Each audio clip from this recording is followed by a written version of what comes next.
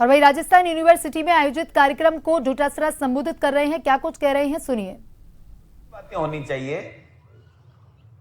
वहां शस्त्र पूजन करा रहे हो, आपको जरूरत क्या पड़ गई शस्त्रों की? जब देश की आजादी के लिए शस्त्र उठाने थे तब तो मुखबिरी करते थे, और जब आप शिक्षा लोगों को देकर के देश के विकास में आपके योगदान की आवश्यकता है तब आप शस्त्र पूजन कर रहे हो। पहला आदेश निकाला मुख्यमंत्री जी ने, ऊपर से पर्ची आई कि कोई भी कर्मचारी आरएसएस की शाखा में जा सकता है। वहां तक भी चलो कोई बात नहीं, कहीं जंगल में कहीं पार्क में मनाते थे, वहां तक भी चले गए, या अपने घर में मनाते थे। अब तो भाई साहब स्कूलों में, महाविद्यालयों में, विश्वविद्यालयों में मनाने लग गए। और इनका तकड़ा कमाल देखो, वोट इनको लेना नहीं, राज पूरा करना। वोट डायरेक्ट कोई आरएसएस का आदमी नहीं लेता है, और राज वो ही करता है।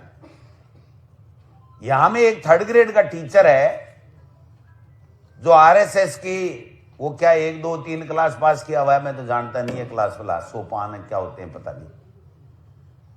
तो वो आदमी लेक्चरर प्रिंसिपल को ऐसे उड़ाता है, सड़क सिक्कर से बाट में चेप देता है।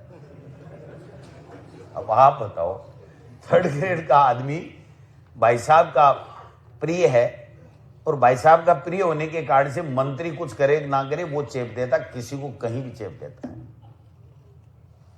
ये शिक्षा प्रणाली है क्या?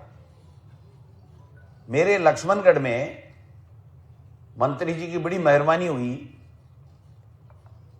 80 लेक्चरर काम कर रहे थे, 79 का ट्रांसफर कर दिया।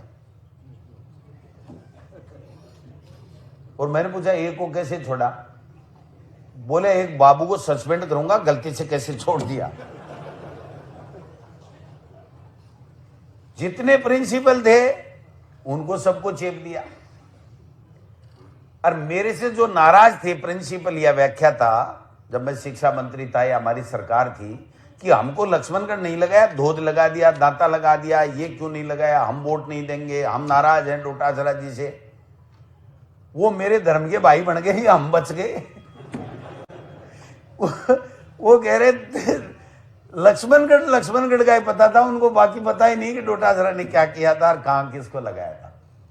तो वो आजकल मेरे गुणगान कर रहे हैं। वो कह रहे भाई साहब उस दिन लक्ष्मणगढ़ लगा देते तो हम तो आज 12 के भाव जाते।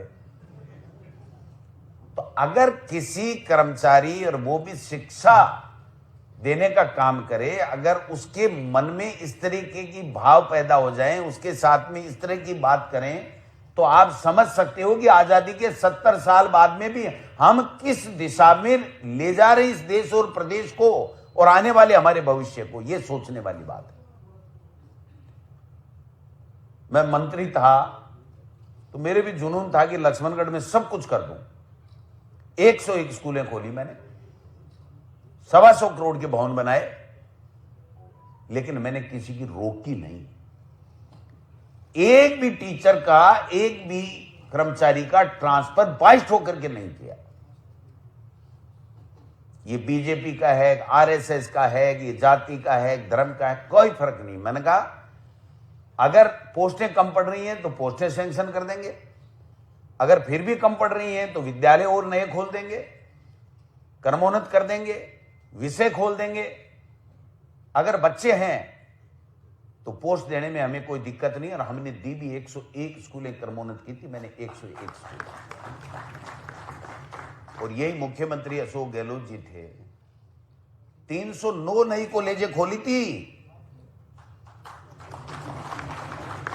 132 महिला महाविद्यालय। ये हमारी बहनें